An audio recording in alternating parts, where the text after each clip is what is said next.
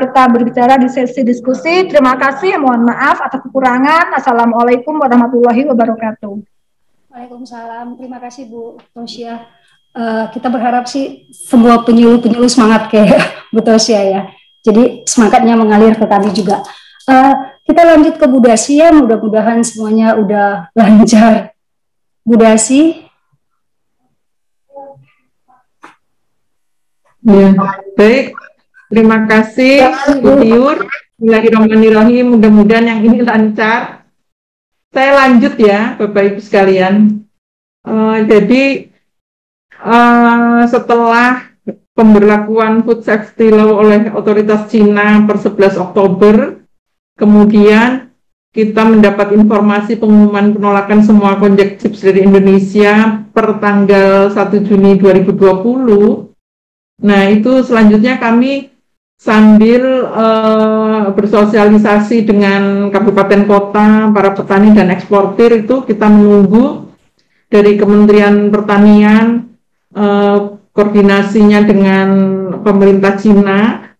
Itu kami akhirnya mendapat info bahwa pada tanggal 29 Agustus 2021 itu penyampaian persetujuan terhadap isi draft protokol ekspor oleh Kementerian Pertanian, dan pada tanggal 28 November 2021 penandatanganan protokol ekspor konjek chips ke Indonesia ke Cina.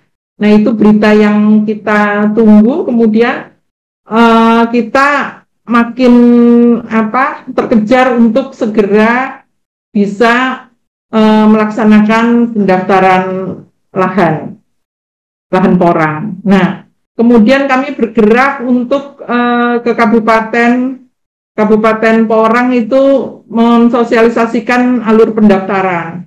Jadi kita ke kabupaten kota juga tadi Bu Tosya sudah menyampaikan alur pendaftarannya, saya tidak akan mengulangi. Jadi hanya kami memberikan saran kepada Dinas Pertanian Kabupaten agar petugas penilai untuk registrasi lahan itu kami mohon bisa dari petugas penyuluh lapangan di lokasi kecamatan yang potensi porang di kabupaten tersebut, dan dibuatkan SK Kepala Dinas Kabupaten. Itu yang kami tekankan, karena kalau di Dinas Kabupaten Kota sendiri orangnya kebanyakan sedikit, padahal lahan porang dan petani porang itu begitu banyak. Jadi kami mohon kepada Dinas Kabupaten, petugas lapang di daerah porang itu untuk di-SK-kan sebagai petugas penilai kebun, dan itu juga selalu dilibatkan di dalam sosialisasi yang kita lakukan, baik itu sosialisasi terhadap SNI Indo GAP Porang yang tadi juga disampaikan Bu Tosya. Ada 113 indikator, 73 wajib dan 40 tidak wajib, itu kami sosialisasikan terus ke lapangan, diikuti oleh petugas lapang dan petani, dan di situ kita biasanya praktek langsung untuk petugas lapangnya ke checklistnya. Kemudian juga kita berkoordinasi dengan DPM PTSP, juga biasanya diundang di dalam pertemuan-pertemuan tersebut untuk mensosialisasikan mengenai prosedur NIB, penerbitan NIB, karena NIB itu merupakan syarat wajib, dan memahami kode KBLI yang pas, dan menyampaikan kepada para petani untuk datang sendiri, jangan lewat calo, untuk datang ke DPM PTSP atau pelayanan perizinan terpadu di dalam mengajukan permohonan NIB. Itu kami tekankan betul ke kabupaten.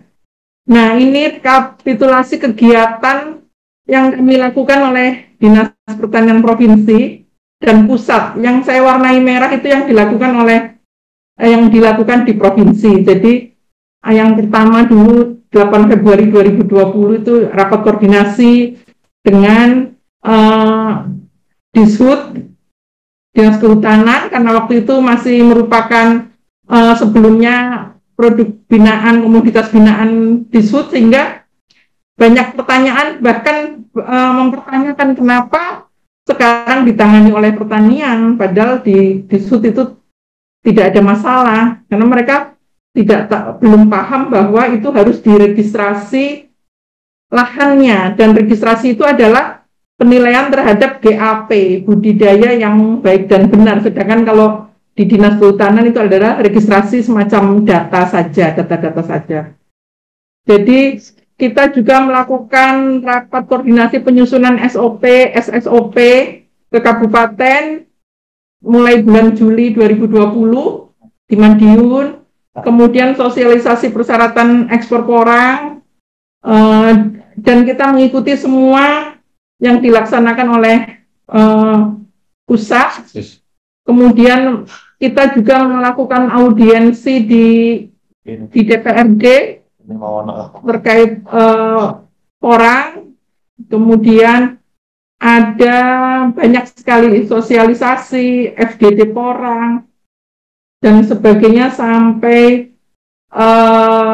sekarang pun kami masih terus melakukan sosialisasi koordinasi ke kabupaten-kabupaten. Ada Kabupaten Kediri, Trenggalek, Ngawi, Madiun, dan lain-lainnya seperti itu, sehingga kegiatan kita banyak sekali baik daring maupun luring. Nah, ini kegiatan-kegiatan kami terkait porang mulai tahun 2020 sampai dengan sekarang.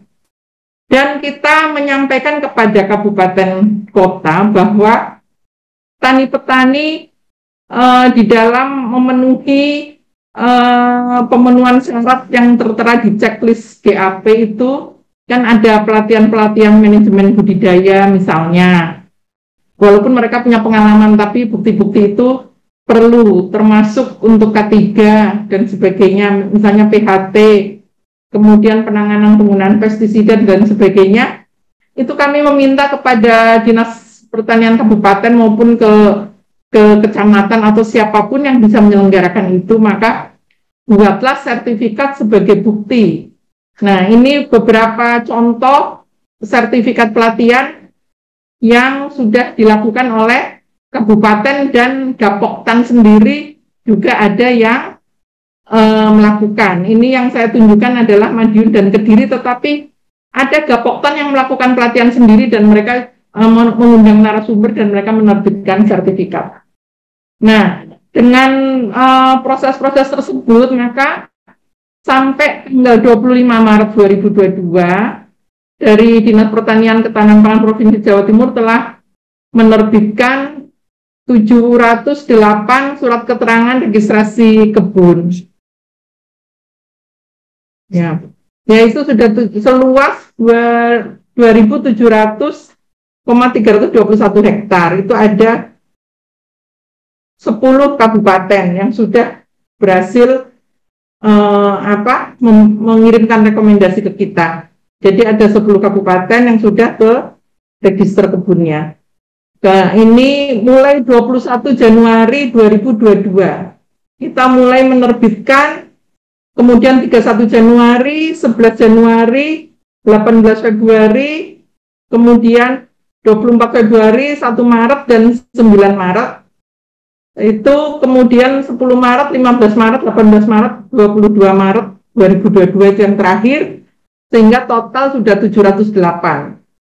Nah, ini contohnya surat keterangan registrasi kebun.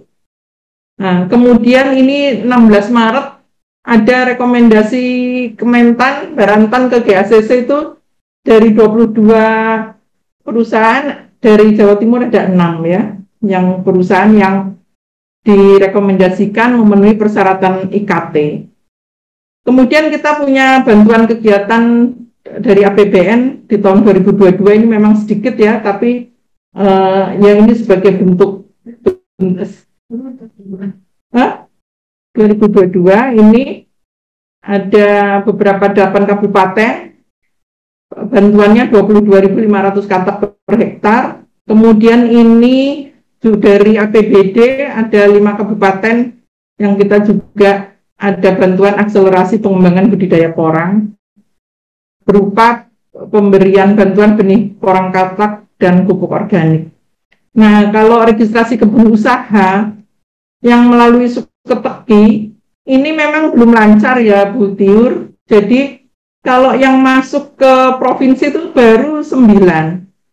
Jadi masalahnya banyak ya. Seperti tadi disampaikan oleh Bu Bu Tosia. Jadi sering servernya itu sering terpental dan sebagainya. Banyak sekali masalah, tapi kami tetap masuk ke Suketeki, nanti walaupun macet kita lanjut ke manual. Jadi kalau di Suketeki itu baru 9, dari data nasional itu mungkin kalau Butir itu termasuk yang dari kabupaten, tapi yang masuk ke provinsi itu baru 9. Nah, seperti itu. Jadi ini kendala-kendalanya, misalnya server sering down, tidak ada menu edit apabila salah memasukkan permohonan. Pemohon tidak bisa mengunggah dokumen secara lengkap, akun petugas tidak bisa memberikan feedback perbaikan, akun provinsi belum bisa mengembalikan permohonan, belum ada menu permohonan yang sudah diterbitkan pada akun provinsi, tidak ada kolom memasukkan nama dan NIP pada data pemohon, kemudian sinyal petani kesulitan untuk mengunggah foto live lokasi, kemudian password aplikasi Suketeki tidak bisa diganti dan tidak ada pengunci di tiap tahap, sehingga berpotensi disalahgunakan pihak yang tidak bertanggung jawab. Itu kendala kita.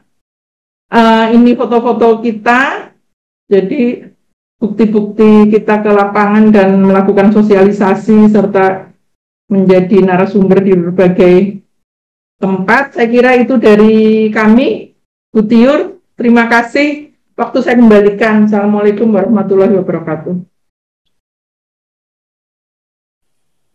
Waalaikumsalam warahmatullahi wabarakatuh. Terima kasih Bu Dasi.